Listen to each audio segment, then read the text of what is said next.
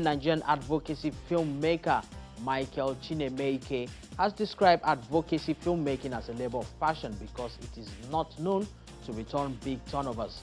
The director of a period poverty documentary, Flow with Pride, who was also a part of Nigerian delegates to the United Nations World Social Development Summit in Qatar, explains the pivotal role movies can play in shaping social construct in the world. Yeah, I just came back from Qatar, where I was official delegate for the United Nations World Social Development Summit. It was a very wonderful opportunity for me because, I got to experience firsthand the efforts that many countries are making for social development.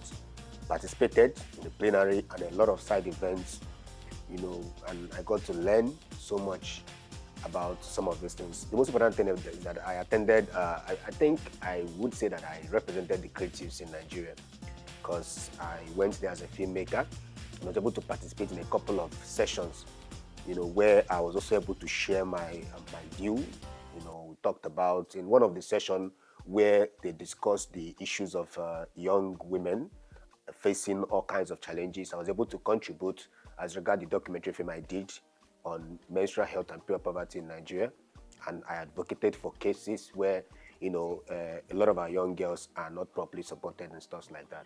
One of the key takeaways, one of the wonderful things that happened from the conference, from the summit, was I think today I was officially appointed the Director of African Operations by one of the organizations at the summit, the Ivy Youth Center from China. So it's an organization that supports young people, young entrepreneurs in various ways.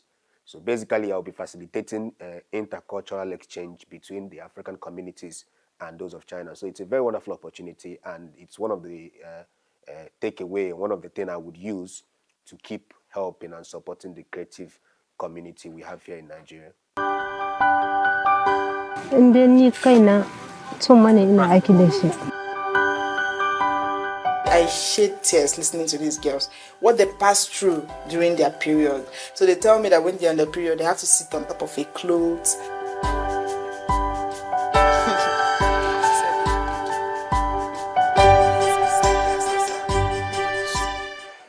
Okay, well, the thing is that for anyone to, especially in Nigeria, for you to go into advocacy films, you need to actually be passionate, because everyone knows that it's not really the commercial, venue. It's not the money-making venture, but it's something that you need to actually want to create a change, because these are some of the things that will push you when the challenges come. First of all, we all know that the main thing is funding. For most people, before you can even start doing an advocacy film, you need to actually get a grant first, because without that, it's actually very expensive to make a documentary film or an advocacy film, because you need to start with research. These are not fiction that you just sit down and write. You need to actually get your facts right. You need to travel a lot. If an advocacy film needs to take you to some places that you're not supposed to go, very far place, you need to go, because these are the ways you can be able to tell the very, very impactful story. So funding is a problem, and it's always difficult because it's not something you can pitch to someone to make money. So it has to be someone that is very generous to support, or some kind of grants.